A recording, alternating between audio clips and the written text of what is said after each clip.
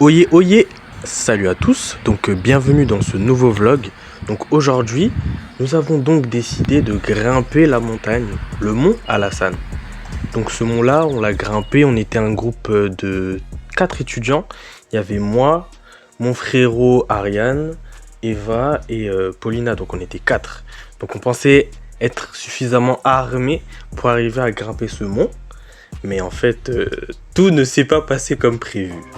Donc nous, on est parti tout confiant avec nos bouteilles d'eau, les biscuits, on s'est réveillé tôt, on a pris un bus. On pensait vraiment être prêt pour grimper cette montagne.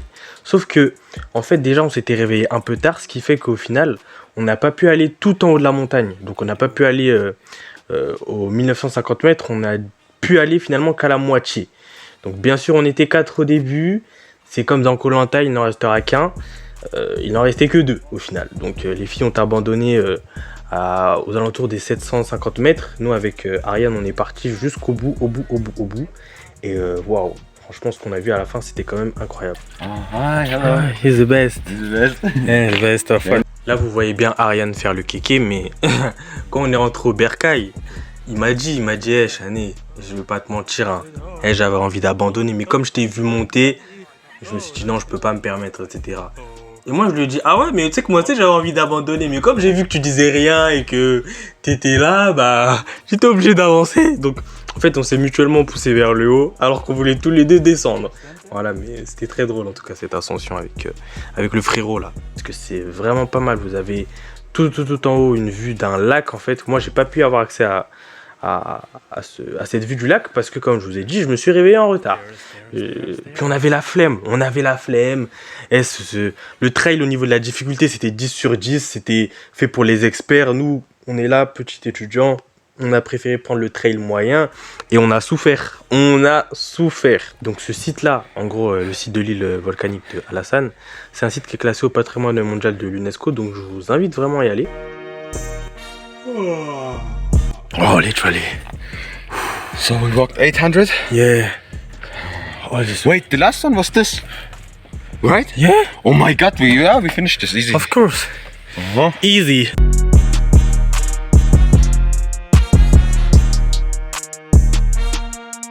Au début, on faisait bien les malins. En mode oui, on va y arriver.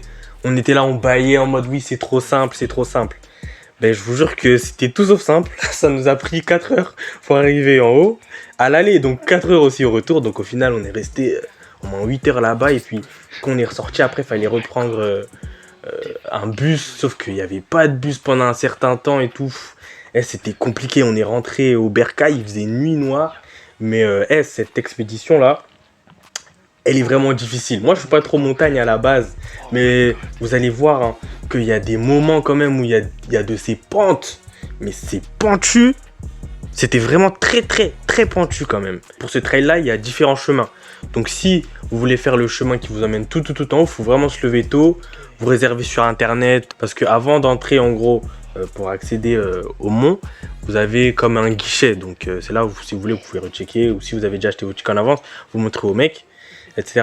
Concernant le volcan, le mont Alassane, comment vous voulez l'appeler, en fait, c'est un mont du coup qui est là, hein, à 1950 mètres d'altitude, et sa dernière éruption du coup volcanique, elle date de 1007, donc ça date, hein, c'est un mont, vous pouvez y aller, il va pas y avoir de lave ou quoi, donc pas de problème là-dessus. Il y a pas mal de pentes, et en fait, ces pentes-là, après, elles emmènent vers la mer. Et quand on est arrivé tout en haut, 75% de l'ascension, vu qu'on pouvait pas aller plus loin, c'était fermé. En fait on a eu cette magnifique vue du coup mer des nuages hein.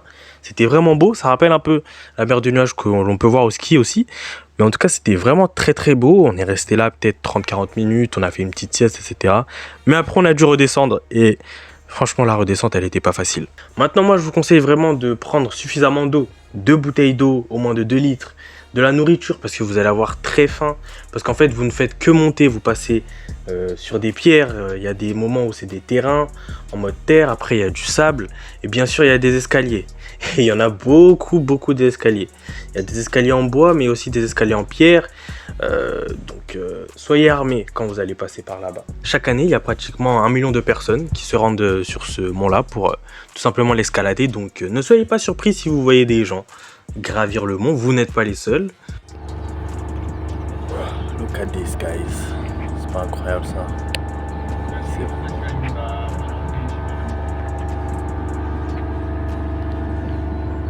incroyable. On a gravi cette montagne-là. Nous, en tout cas, on n'a pas vu d'animaux sauvages. Donc, c'est peut-être un peu dommage parce qu'il y a la forêt qui est entourée de partout, mais on n'a pas vu d'animaux sauvages. Voilà, donc ça, c'est une partie du Airbnb où on était, donc plutôt cosy.